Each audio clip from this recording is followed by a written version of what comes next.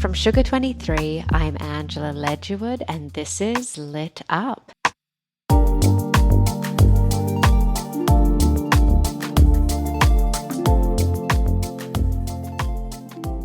Hi, Reid. Hello.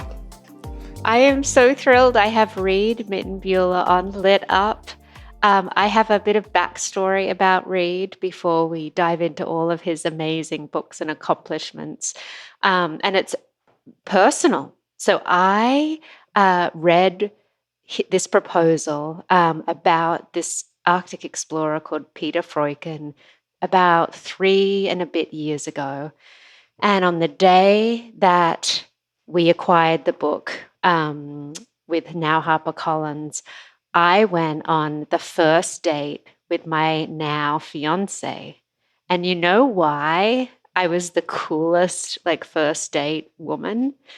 Was because I was on a high from, you know, being able to talk to Reid about this incredible story he'd discovered, but also about the man himself. Like, I was able to go to a date and tell this man I was trying to impress all about this Arctic explorer that had, lost a foot, that had fought in the resistance, like all these great stories. And it's all thanks to our guest today, Reid Mitenbuler. That is why we're now engaged. Thank you. Oh my God, I'm touched. That's a fantastic story. I had no idea. It's funny because whenever I do a book, you always think like, what from this is the story that people will take away, when they're leaning over a dinner table, talking about something that excites them. Like, does this book fit that? That's something I always think about. So that story, wow, that's wonderful. Well, okay, so everyone, we're here to talk about Reid's third book, and it's called Wanderlust, an eccentric explorer, an epic journey, and a lost age. Now, I would say this book has probably thousands, if not tens of thousands, of the most extraordinary anecdotes to bring up for dinner party fodder, and we'll get into that. But beforehand, Reid, tell us a bit about who are you and why are you drawn to all these crazy characters? I mean, I guess every book starts with you get interested in a topic. And it might be a topic, you've had interest in before. So my first book was a history of bourbon, American whiskey. I was just interested in whiskey, and you see a story and you see it take shape. And I was like, well, this product, it kind of molds itself to the history of the United States. And as the United States evolved, it influenced the product itself. And it's full of characters and organized crime. It's really a cool story. Classic animation, my second book, Wild Minds, it's the same kind of thing. It's this very American story. It's really a story about creators and creativity and how creativity works. And I'm always just interested in that. And I saw this narrative. And then this story had a funny beginning. I was at the Explorers Club on New York's Upper East Side. And it's this great old mansion. Kind of looks like it could be the set in a Wes Anderson film. It's got the leaded glass windows and the wood paneling and the Persian rug. And it's an interesting place. And a friend of mine was a member. And he told me, we'll go after hours. We'll catch up over a couple of whiskeys. Whiskey book. And just catch up. So we go to the trophy room, walk up this creaky staircase, and in the trophy room on the very top floor, and when you walk in, there's the pelt of a Siberian tiger rumored to have eaten 48 men. They've got these tusks that were donated by Teddy Roosevelt around this fireplace. I mean, all this paintings and just artifacts that have been collected over the years. And we're sitting there, and there's this painting, this big painting over the fireplace of this guy. It's not a bad painting. It's not a great painting either. It's a little weird look. It's a little goofy. He's got a peg leg, like a pirate's peg leg, but he's wearing this sport coat. And he's got this big bushy beard. He's a mountain of a man. He's 6.5 feet tall. And we're sitting there drinking, and eventually we're like, wait, who is this guy? Who gets their painting, their portrait over the fireplace in a place like this? Go up to it. There's a little plaque underneath the painting. It says Peter Freuchen. It's like, well, who's Peter Freuchen? So I look him up, and all of these stories just explode out of the internet. And a lot of those stories, as I learned by researching the book, a lot of them are a little bit embellished or not even true. It's a lot of stuff other people have said. It's kind of, his story has taken on a life of its own. And, that's where the book came from. I just went down the rabbit hole of Peter Freuchen, who lived arguably the most interesting life of the 20th century. The way I recognized him was through this very iconic Irving Penn photograph of him, you know, wearing this huge fur coat with a woman. And there's a New Yorker profile of, story about him that kind of resurfaces every year. So when I got this proposal about this man and I saw that image, I've always been drawn to him and wanted to know his stories. For everyone who's listening, tell us, like, what is the Explorers Club? Like, do explorers go and hang out there? Who founded it? I forget the exact year it was founded, but it was close to 100 years ago, by explorers. And, this is kind of at the very tail end of what people call the heroic age of exploration, when those last big achievements in exploration, like being the first person to reach the poles or the first person to scale the highest peaks on the world. And so the club was founded around that era, and it's had a lot of very notable members, like Thor Heyerdahl, Edmund Hillary, Peter Freuchen was a member.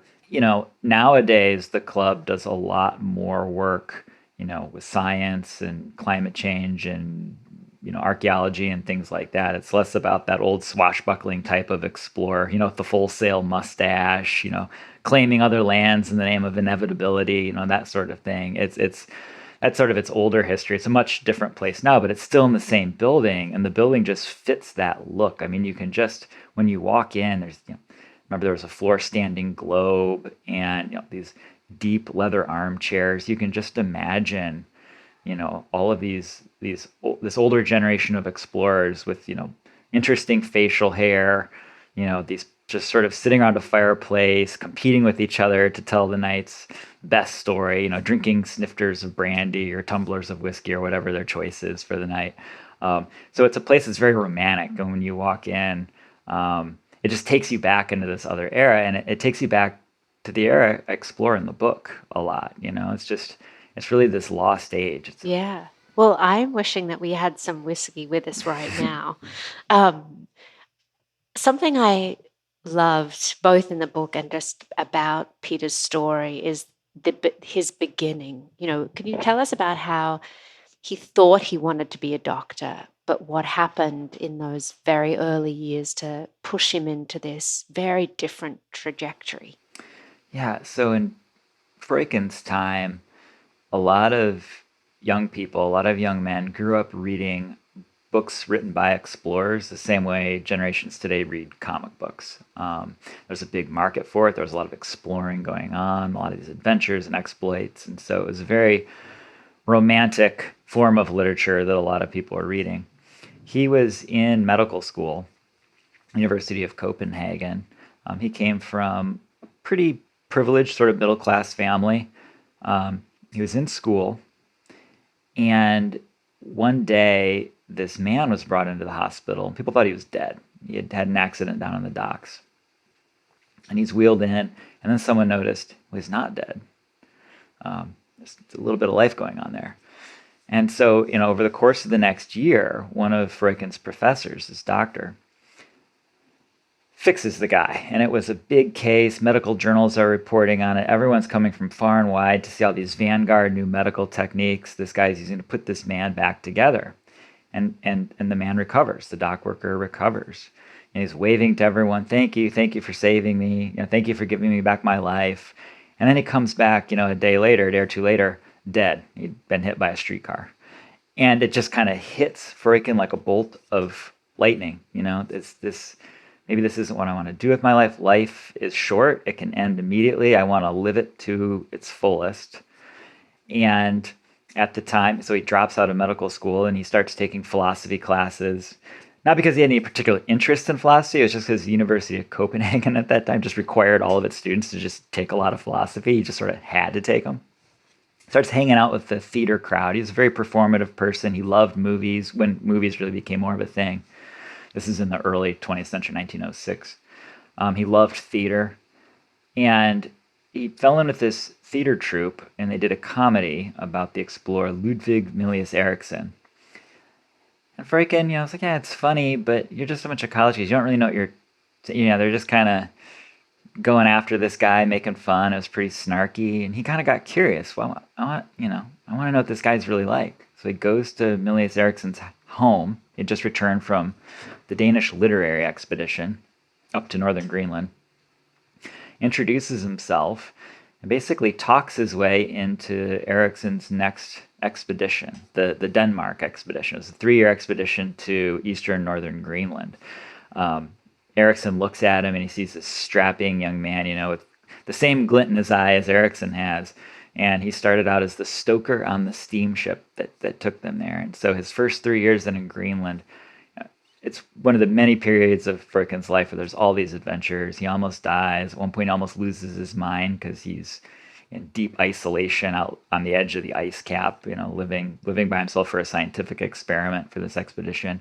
That expedition ended up losing several men, a couple of whom were very good friends with Freuchen. He had befriended during the expedition. So that's what kicked it off. Is just his wanderlust, his curiosity, and this desire to grab life. Like, you know what, this medical school thing. This is like living life in a circle, not like living life in a line. I want to live life in a line. And told his parents. His parents actually encouraged it. They were those kind of parents. They were like, if this is what you want to do, we support you. At every point in his life when something goes wrong, it is always, an opportunity for him to go in a new direction. And I think that's very specific to his own perspective on things. Like, certain people make opportunities happen. It's not everyone, but I mean, what happened, just because now you've set that scene.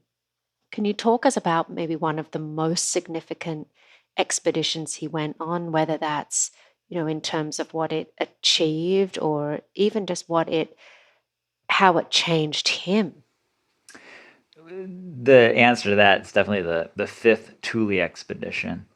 So Freuchen, his best friend, was Knud Rasmussen, which is a name that a lot of people know. He was a pretty famous explorer. And the fifth Thule expedition, so Rasmussen was from Greenland. He had been born there. His dad was a missionary there. And he had grown up among the Inuit and the Danish population. They're kind of going back and forth, kind of part of two cultures. He had Inuit heritage coming down to him from his mother's side. So he was fascinated by the culture of the Inuit. And he could see that the world was changing. The outside world was encroaching on this ancient way of life among Arctic indigenous people, be they in Greenland or northern Canada, Alaska, Siberia, the Arctic nations. And you can see that their way of life is changing, and Rasmussen and Freuchen wanted to record as much as they can. A lot of the old traditions, the old folklore, the myths, all of these things were passed down orally, and these communities still would have continued to do that, but there was a lot that these men feared would be lost. And so they wanted to go on this expedition called the Fifth Thule Expedition, which had cameras at the time. This is in the late 19-teens, early 1920s, and they wanted to record as much as they could just to make sure it didn't get lost. They wanted to write all this stuff down. The Inuit didn't usually write things down. They passed information orally. And it's considered a landmark expedition of anthropology. It's very important. It preserved a lot of information about this culture, which was quickly changing as it blended in with the rest of the outside world. But also during this expedition, Freuchen had this calamitous accident that ended up resulting in the loss of his foot.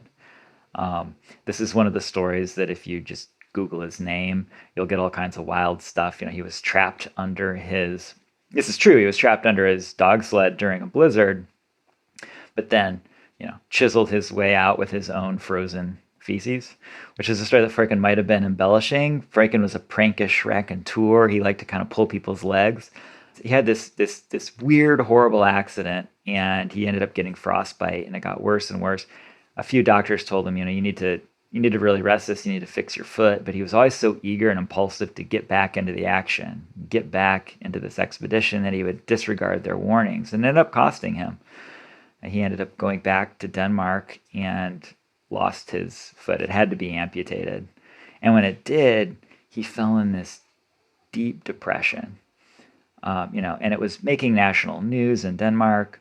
Here you've got this person of action, living this adventurous life, and they've lost their foot. It's so symbolic, and it's existential, really. Like, what will this person do now with their life? Kind of learn the power of positive thinking, and realize, I'll have to adapt, but I can still have an eventful life. And he went on then to do all these other pursuits that ended up just turning his life into a kind of pinball. I mean, then he starts going all over the world. He's traveling. He became a celebrity and a very successful writer. It inspired him to write his first novel. And that novel is based on a lot of his experiences in the Arctic. Yeah, no, that was something that just struck me about, like you mentioned, his mental aptitudes and how he was so conscious of the choices he made and the way he thought about things. Well, he certainly starts to know himself, over the course of a life. Um, and I guess to that end, like you got to read these memoirs. How often do you find a subject that has written thousands and thousands of pages about their psyche? There were memoirs, published and unpublished, and then lots of correspondence. The correspondence is really where his personality would come out, because the memoirs are for public consumption and things like that. But his language would get a lot dirtier, and he'd be a lot more bawdy, and he'll say things that to a friend that he's probably not thinking are going to get out wider. So, that's a really fun window into someone. And then his third marriage, when he was much older, to the woman in the famous Irving Penn photograph, Dagmar. That's where you, in a lot of ways, see a man who's learned a lot of lessons from his previous marriages. And that one seemed much warmer. There was a glow to it. She was much younger than him, but you sense a kind of soulmate kind of thing going on there a lot more. Something I loved about, well, she has a great name, Dagmar, his third wife. She was also a Vogue illustrator and illustrated the first collections of, Christian Dior, and quite an extraordinary woman in her own right. But I love it. They have a cookbook together, which is probably one of my favorite kind of accessories to the book. Oh, so that cookbook, it was so funny. The Cookbook of the Seven Seas, she was so into his exploring career. She wanted to kind of honor it. It came out posthumously after Freuchen died. But it's interesting to read because it's recipes from all over the world. But then you see all of these little interesting tidbits from her perspective about Freuchen that were very surprising. One of my favorites is for this guy who seemed so burly. You see a picture of the man. He looks like, he's just jumped off a Viking longship or something. But he actually had a very soft voice, a kind of demure, sort of modest voice. And so he was contradictory that way. He was really into proper etiquette and silverware, which I had no idea about. He would always drink hot chocolate to celebrate events, and his grandkids, their birthdays, hot chocolate, and he'd always write them letters and all these kind of little touching notes about this guy who on the surface looks really burly, but on the inside could also be very sweet and tender. Well, he also advocated for foie gras to be banned, didn't he? He did. In Denmark, and it worked successfully. This was this is crazy back in the 30s. Like, here's a guy in the book when he's on these expeditions, and there are moments where he's about to starve. I mean, they're starving. They're trapped out on the ice for months at a time. And, the book can get pretty gory. Like they finally managed to capture a seal, and they're bashing the brains out and just slurping up the brains for this quick energy boost, things like that. They're forced to eat their sled dogs. I mean, some pretty grisly stuff.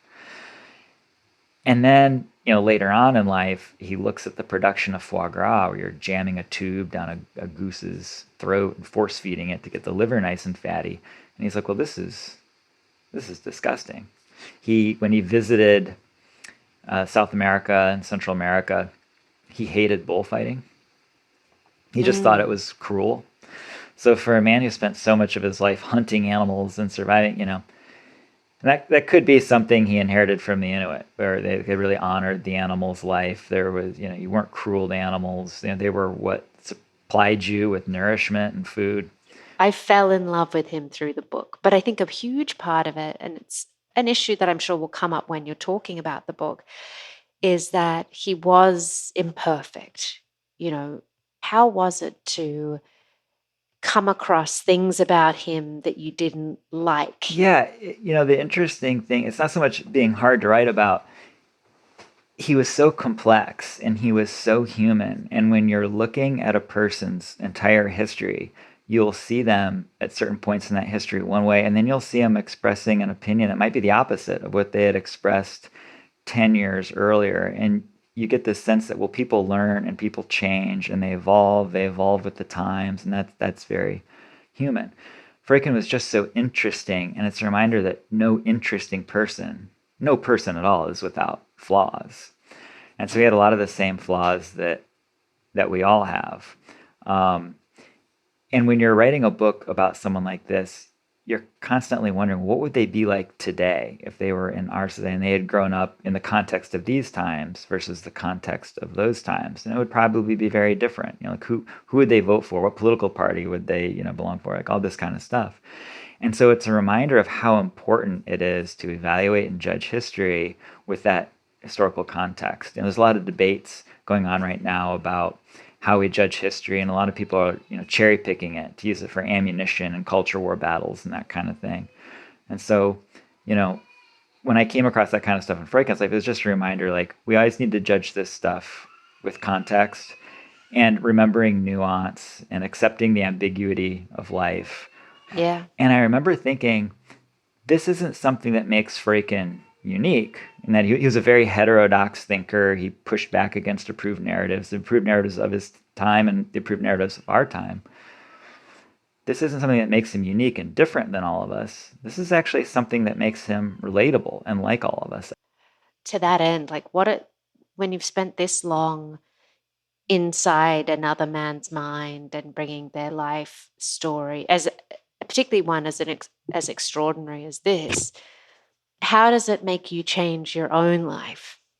I had a couple friends read early drafts of the book, and I remember one good friend came back to me and he liked it, and he was like, almost a little depressed. I'm like, how did this book make you depressed? It's such an inspiring life. He goes, well, that's kind of why. I'm like, what am I doing? What am I doing with my? No, there's so much to be inspired by with this guy, but they were like, Yeah. I need to go do more. I need to get out more. For me, the thing that I really took away from this is Freuchen lived in an age that was very analog. And there were times in his life, and I loved reading about these times, he'd be stuck in the Arctic. And it might be a year before he got a mail shipment, with newspapers giving him updates on the news. And so he was forced to be very present with the people right in front of him at that moment and the environment around him right in that moment. And that was an analog age. And we're now in a digital age where we're living life through these filters. And these filters are have these algorithms involved that amplify outrage and I think really warp our perspective sometimes. They just really throw off our proportionality. And I would think about that with Freuchen, and I would think about how we're living today in this kind of alternative realm, whereas he totally didn't live in that. He lived in the realm of what was right in front of his face. And I think that that's something from the past that a lot of people could probably stand to get back a little bit more to, is remembering the people around us in our immediate communities, making their lives a little more local, perhaps, that would hopefully restore a certain sense of calm and I think proportionality back into our lives that's been slowly leaking out as social media has kind of got its claws into us. And Freuchen's story has inspired me. One of the things I've noticed is that, with heavy social media use, I was having a hard time focusing on books, something I love. Mm. And since I pretty much, especially Twitter, I just cut it. I just don't even bother anymore. I got focused back. And I started to enjoy books. So that's been probably one of the biggest takeaways for me. Yeah. So what is that book, one of the best books you've read in the last few years? I mean, when after you've written the book and the research, like is there a book that you think about often? Not so much a book I think about often, but there is a book, just for a recent example. Several years ago, I started to read Somerset Maugham's Ashendon, and I just couldn't get into it, because it's written in the 20s and the language is a little antiquated and it can be a little hard reading. And I recently revisited it and I loved it. I was reading, I was enjoying the language, I was enjoying the story. I wasn't distracted. The distraction that social media is kind of pushing on my brain before forced me to not enjoy this great novel. More recently, I really did enjoy it. And one of the reasons I wanted to read it is because Mom, similar to Freuchen, is one of these people who had a very interesting life. He had worked as a spy in World War One, had all these kind of adventures himself, and channeled those experiences into his writing. And so I've been seeking out writers a little more like that, people who had these great experiences and then turn to writing. Do you have an author that have to read everything that they write? When you hear they have a new novel or book out, you can't wait for? Jill Lepore, the Mm. historian, is great. There's a writer, Rich Cohen. I've always enjoyed his writing. He's a fun writer. Really brings the story alive. Since I write narrative nonfiction, a lot of narrative nonfiction types like, Candace Millard or Nathaniel Philbrick, Mark Bowden. Um, I there's a stable of writers in that genre that I always kind of seek out like a heat-seeking missile. I think that's why I was so drawn to Wanderlust, because I felt like here is a book that I am loving, and I'm learning about someone and I'm learning about history. Like you said, the whole of the 20th century through this lens. Now I'm very much drawn to more nonfiction. Starting in the 50s, 60s, there were a couple of writers like Alfred Lansing, Walter Lord. Walter Lord wrote the book that the movie Titanic was kind of based on, about the 2 hours thinking of the Titanic, or Lansing, who wrote Endurance, the book about Shackleton. You started to Mm. have this great moment in nonfiction where if you found these stories, like Freuchen's story is so fantastic and so weird. The truth is way more bizarre than fiction would be. If you wrote it as fiction, people would be like, well, yeah. So writing this, I really wanted to lean into narrative aspects like a fiction writer would do and kind of structure the story that way. I was given a gift by Freuchen himself with all the writing he did. It could really bring you into a place so that as a nonfiction writer, I could write about it with truthfulness. Um, I'm glad that you connected with it that way, because that was kind of the point. For a man whose life sort of resembled a novel, I wanted this book, even though it was nonfiction, to have that same feel. The other thing about it is when I wrote it, a lot of the writing happened during the lockdown and quarantine. So here I am writing about this person who's trotting all over the globe, while everyone's stuck inside their houses. And you know, at that time, people are escaping into movies, they're escaping into books. And I remember thinking, the way I write this and how I structure it and what parts of his story I tell and how I present those stories, I want it to be an escape. Because at the time, in the depths of the pandemic, I was looking for escapes. People were like, "What do you want to watch?" Talking about watching Contagion. I'm like, that's the last movie I'm going to watch in the middle of a pandemic. I was watching old musicals, things from the 50s. I just wanted escapes. I wanted to go into these other worlds. Yeah. Well, maybe you've answered this in part, but this can be drawn from anything, the world, personal life. What lights you up Oh man.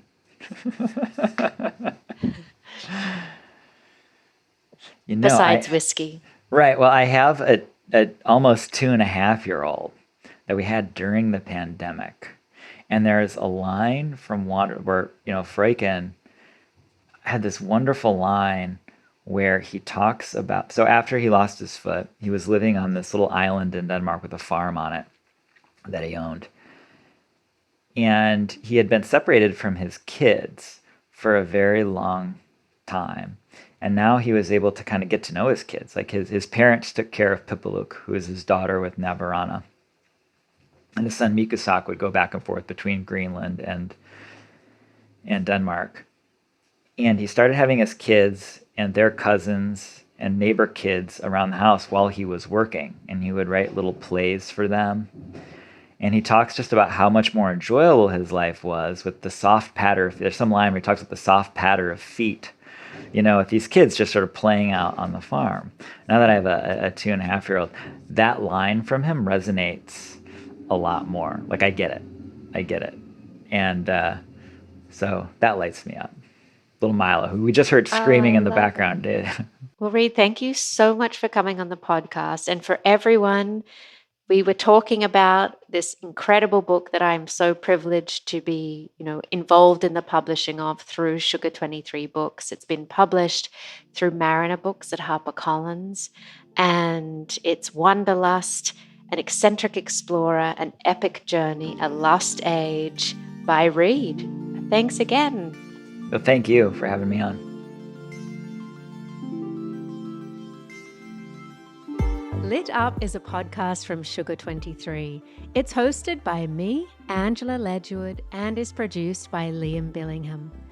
Olivia Allmeyer is the marketing and editorial consultant. Mike Mayer and Michael Sugar are the executive producers. Andrei Radovsky wrote the theme music. See you in 2 weeks.